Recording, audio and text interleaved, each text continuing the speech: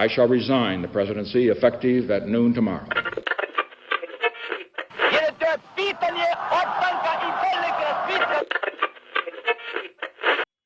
Sejam todos muito bem-vindos a mais um episódio do Mundo de História. E no episódio dessa semana eu vou falar com vocês um pouquinho sobre os famosos Cavaleiros Templários. Vocês provavelmente já devem ter ouvido falar, já podem ter visto em algum filme. E a minha ideia hoje é mostrar para vocês um pouquinho sobre como esses cavaleiros surgiram, por que eles surgiram e como eles acabaram. Fique aí e venha entender um pouquinho mais dessa história.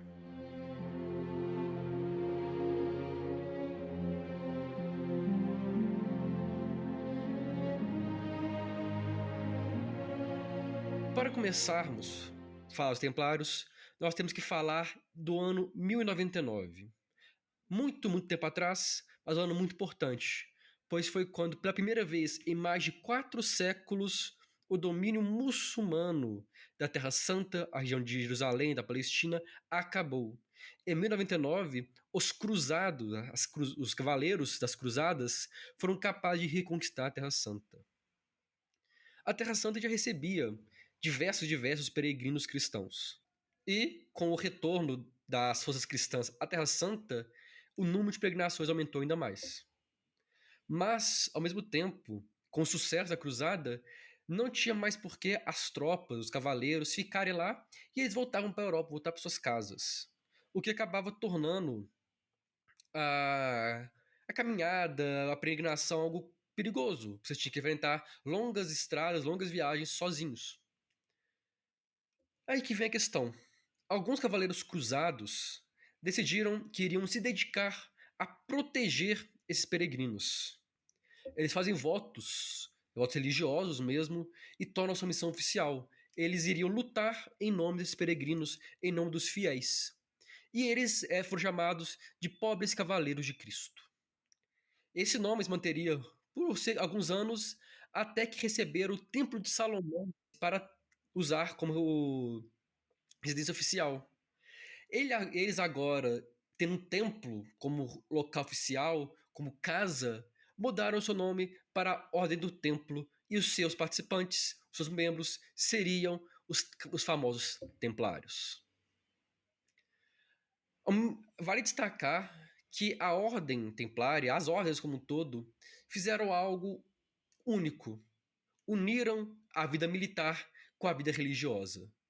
As cruzadas também fizeram isso, mas não da forma definitiva, porque apesar de terem lutado pela reconquista da Terra Santa, os cruzados também lutaram por si, lutaram por seus próprios interesses, lutaram pelas riquezas. Os templários não. Os templários tinham como único objetivo a defesa dos peregrinos, a defesa do cristianismo.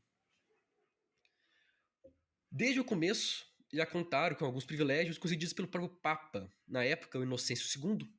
Entre esses benefícios, entre esses privilégios, podiam escolher os próprios padres e capelães, ou seja, eles poderiam escolher e criar um grupo religioso próprio. Eles eram isentos de pagar dos pagamentos que tinham que ser feitos à igreja, e eles podiam até mesmo construir seus próprios oratórios e serem enterrados nestes. Privilégios esses únicos não se via muito assim nessa época, e somente não para um grupo criado há tão pouco tempo.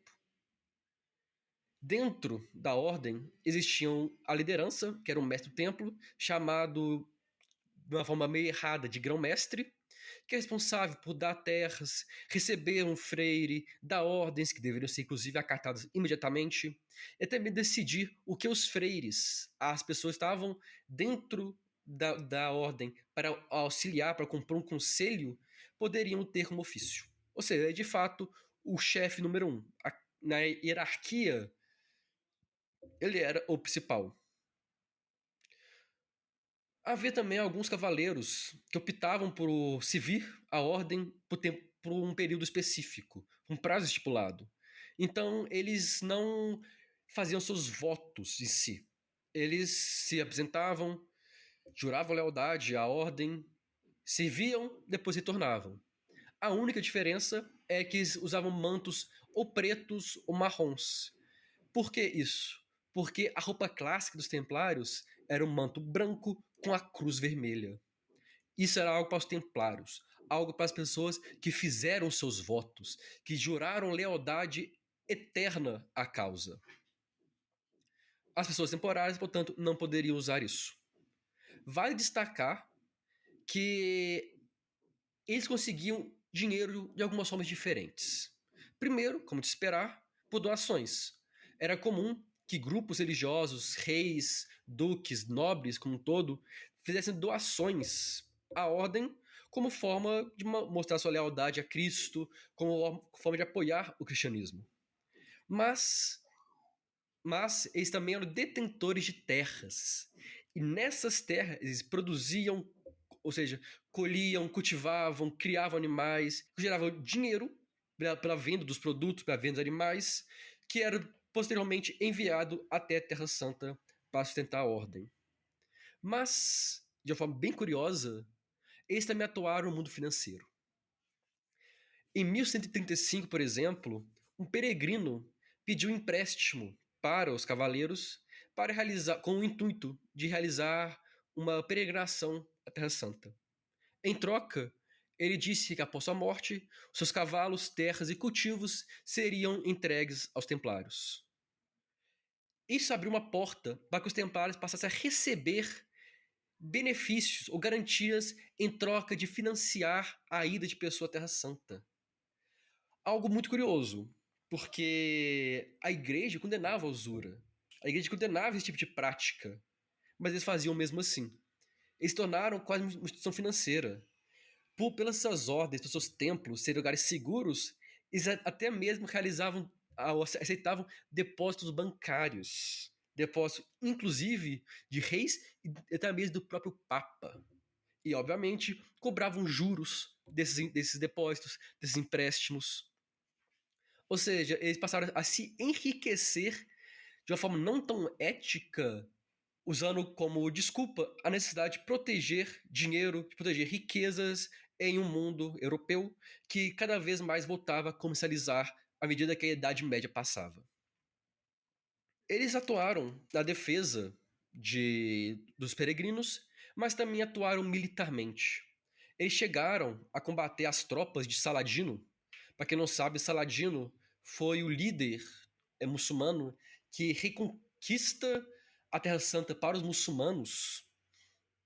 E, apesar dos cavaleiros templários serem corajosos, excelentes guerreiros, eles eram poucos. E muitos morreram em batalha contra as tropas de Saladino. Eles não conseguiram evitar a derrota. Mas não apenas os muçulmanos eram inimigos, pois os templários tinham inimigos dentro da própria Europa cristã. Outras ordens, e até mesmo alguns nobres que eram críticos aos privilégios papais concedidos. Mas, provavelmente, um grande inimigo foi Filipe IV. Filipe o Belo, o rei da França na época. Vale destacar, antes, que os templários surgem para proteger os peregrinos na Terra Santa.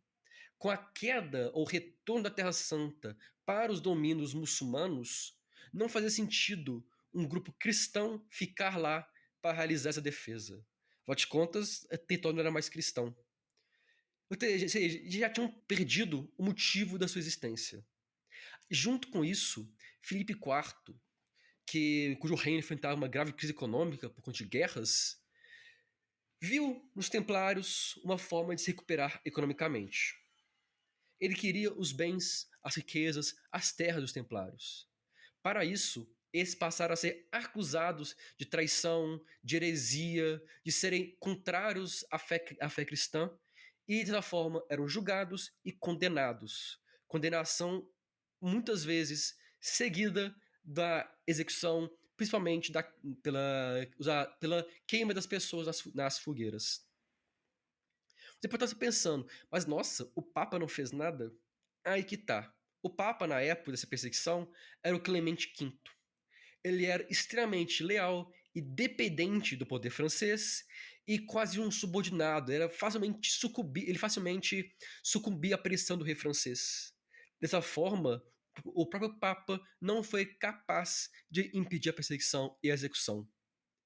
Filipe fez uma matança, fez uma perseguição imensa, e chegou a viajar para assistir pessoalmente a execução de dezenas de cavaleiros queimados vivos. Em 1307, todos os templários da França foram presos, o que causou mal-estar geral na Europa, e em 1314, o último do cavaleiro templário, o último dos templários, foi queimado vivo em março desse ano.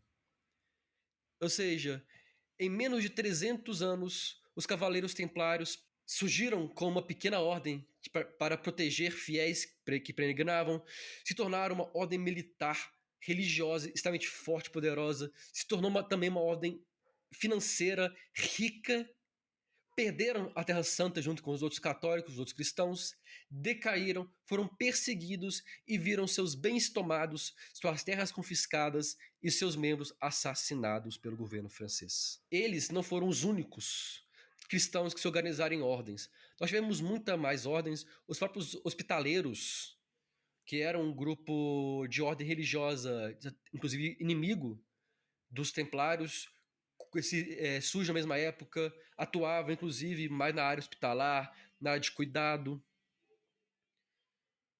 se tornando inclusive depois a ordem teutônica. Então várias e várias ordens existiram em vários lugares diferentes. Minha ideia aqui era apresentar provavelmente a ordem mais famosa, que são os Templários, que estão aí registrados em filmes, nos jogos do Assassin's Creed, estão aí na cultura popular. Nós temos o Arno, o Cavaleiro Templário, nós temos diversos exemplos, e muitas vezes nós não sabemos por que eles existiram e qual é o objetivo. Então, eu espero que tenha ficado claro como, por que existiram, como e por que eles caíram.